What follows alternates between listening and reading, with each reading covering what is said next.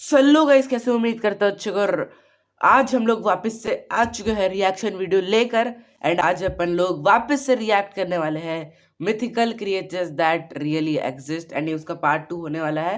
Credit goes to host TV भाई, और वो बहुत ही क्रेजी चैनल है यार। मैं पर्सनली मेरा फेवरेट है। मैं बहुत टाइम से उसको देखता आ रहा हूँ। अभी फिलहाल को तो तुमको मैंने पिछली वीडियो में बताया था कि फिलहाल मैं नहीं देख रहा हूँ। सो गाइस, चलते हैं अभी अपने रिएक्शन की तरफ को। तो इसको मैं स्टार्ट कर देता हूँ। चाहे जमाने के मिथिकल एनिमल्स ओके। हो या फिर हजारों साल पुरानी मिथोलॉजीज के खतरनाक तरीन और ये क्या मिथिकल है? क्रिएचर्स, ये सिर्फ इंसान के दिमाग तक नहीं थे बल्कि रियलिटी में अरे इस भाई, दुनिया इतना में बड़ा घूमा एक करते थे।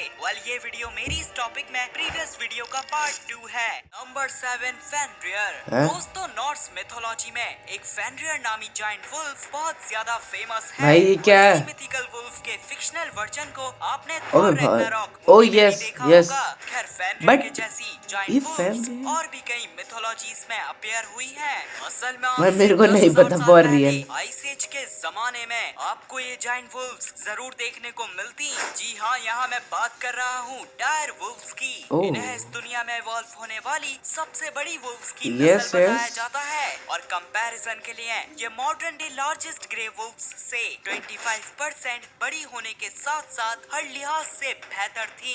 इसलिए तो डायर वुल्फ्स आइस एज के बहुत से ये मेगाफोना का आसानी से शिकार किया करती थी। रहमत। बहरहाल, जब आइस एज खत्म हो रही थी तो इनकी ज्यादातर डाइट का हिस्सा होने वाले मेगाफोना भी खत्म होने लग गए थे, जिसके नतीजे में डायर वुल्फ्स भी एक्सटिंक्ट हो यस। गई। लेकिन इनके साथ कोएग्जिस्ट करने वाली ग्रे वुल्फ्स आज भी जिंदा हैं, ओह जिसकी वजह है ये छोटे एनिमल्स का शिकार करती हैं। नंबर 6, फोर टस्क है। एलिफेंट। हिंदुइज्म में हमें कई बार फोर ओ टस्क यानी यस, चार देखा है दांत मैंने, वाले ठीक है। एलिफेंट्स का जिक्र देखने को मिला है, जैसे कि इंदिरा नामी डीडी की एरावत नामी सवारी। और यही नहीं बल्कि फेमस रामायण में भी ऐसे मिथिकल एलिफेंट्स का जिक्र आया है। ओह दोस्तों, 23 से 2 मिलियन ईयर्स पहले जब मैगलेडॉन समंदर में घूम रही थी तो मैगलाडॉन उस दौरान वाकई में जमीन में चार दांत वाले गोम्फोथियर्स है। नामी एलिफेंट्स के रिलेटिव्स इस दुनिया में पाए जाते थे। माना जाता है ये अपने नीचे के दांतों को शवल की तरह इस्तेमाल करके आसानी से अपनी हर्बीवरस डाइट को कंप्लीट कर लिया करते थे।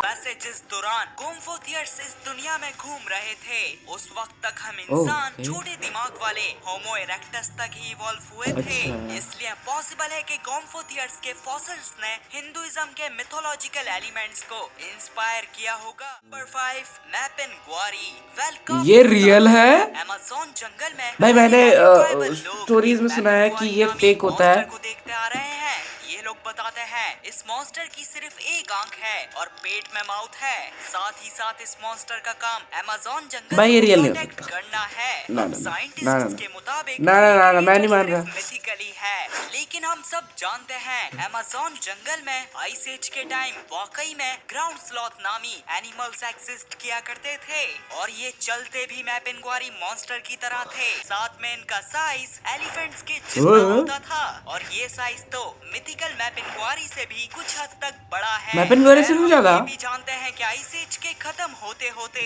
और साथ में इंसानों की हंटिंग ने इन एनिमल्स को 11,000 साल पहले इंस्टिंक्ट, एक्सटिंक्ट कर दिया था। भाई इसलिए इंस्टिंक्ट बोल रहा हूँ शायद मैं। अमेज़ोनियन ट्राइबल लोग अपने बच्चों को ग्राउंड स्लॉथ की कहानियां सुनाते होंगे और ओह मेरे उन्हीं दादा ने हजारों सालों की अमेज़न कहानियों के सिलसिले अमेज़न का में largest ground animal sloth real देखा एनिमल है। से मिथिकल मैपिंगुआरी क्रिएचर बन गए। या फिर ये भी हो सकता है कि अमेज़न जैसे अनएक्सप्लोर्ड जंगल में क्या पता ग्राउंड स्लॉथ आज भी घूम रहे हो। वैसे हो ग्राउंड स्लॉथ सकता कैसे इस दुनिया में है। वापसी आएंगे इसका तो मैंने आपको अपनी इस वीडियो में बताया ही था। ये नहीं नंबर देखी 4, मैंने ग्रिफिन।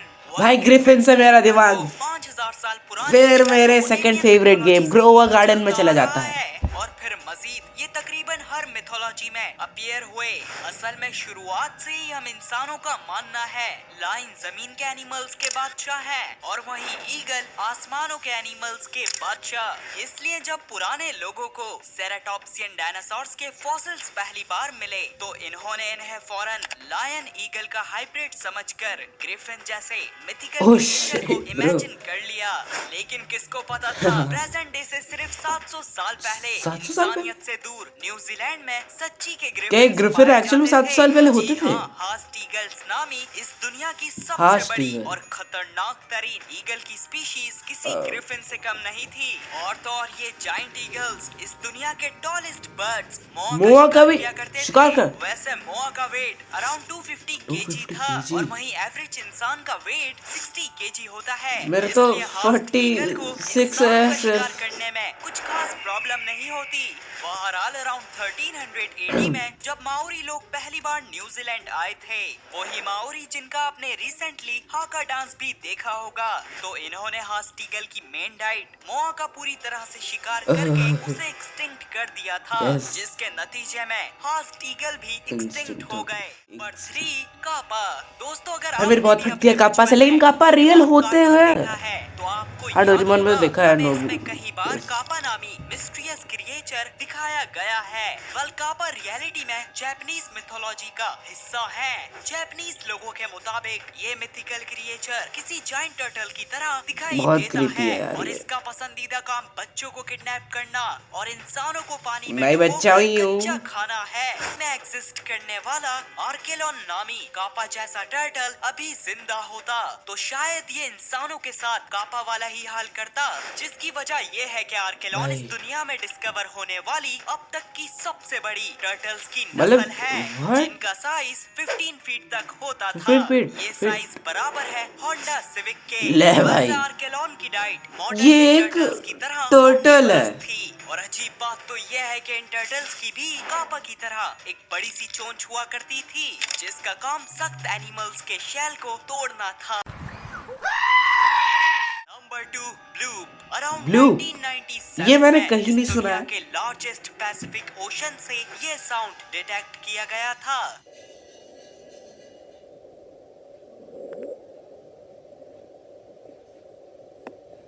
ये साउंड इतनी ही दूर से आया था जितना नेपाल से लेके जापान तक का फासला है। खैर स्टार्टिंग में तो साइंटिस्ट का मानना था What? ऐसी कोई आवाज डीप सी क्रिएचर ही निकाल सकता क्या है? है और इतनी आवाज निकालने के लिए इसका साइज तकरीबन ब्लू व्हेल से तो 100 गुना बड़ा होना Actual जरूरी में। है। और यूं इसी स्पेक्यूलेशन से हमारे सामने ब्लूप जैसा मॉडर्न मिथिकल क्रिएचर आना शुरू हुआ था। पर हाँ, But ये बाद में real reveal हुआ है कि ये कि- अंटार्कटिका में कुछ जायंट आइसबर्ग्स के ओशन में पिघलने की आवाज थी। अच्छा, वैसे तो मतलब ताज्जुब ब्लूप की नहीं बात होता है। नहीं होगी अगर फ्यूचर में 95% अनएक्सप्लोर्ड ओशन ये से क्या है, कोई लेविथन ब्लूप वेविथन जैसा जैसा? क्रिएचर डिस्कवर हो जाए, क्योंकि जोरासिक पीरियड में लीड सिक्थिस नामी इस दुनिया की सबसे बड़ी फिश पाई जाती थी, जो What? अपना 40,000 दांतों से भरा 40? बोलती थी तो बिल्कुल किसी वो मिथिकल 40,000 की दांत? तरह दिखाई देती थी। और तो और हमें इंसान इसके साइज के सामने किसी मजाक से कम नहीं थे। वैसे लीड सिक्थिस कोई शिकारी फिश नहीं थी, ये तो बल्कि च्युइंग गम भी नहीं बड़ी समझेगी whales की क्या? तरह feeder feeders थी।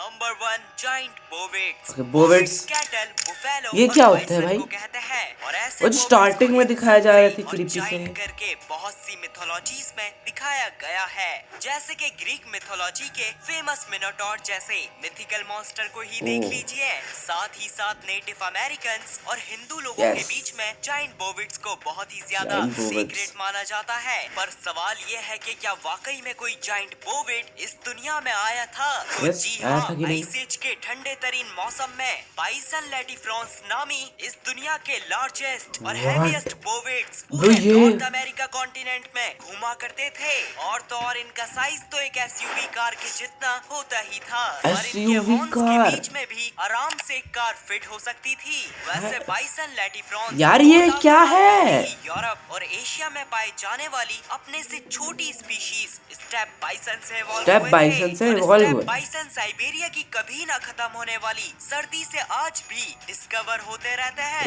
वेल बाइसन लैटिफ्रॉन्स अपने एंसेस्टर्स स्टेप बाइसन के साथ साथ आइस एज के खत्म होने और ह्यूमन हंटिंग की वजह से इस दुनिया से एक्सटिंक्ट हो गए थे।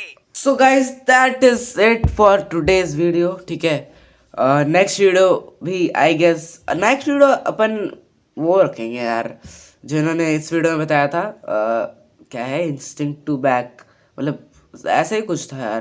तो वो वीडियो पे अपन अगली वीडियो पे रिएक्शन वाली रहेगी। सो गाइज भाई यार, तुम लोग लाइक एंड सब्सक्राइब नहीं करते हो यार, कर दो यार। भाई कर दो यार सही में। So guys bye, see you in the next video, subscribe.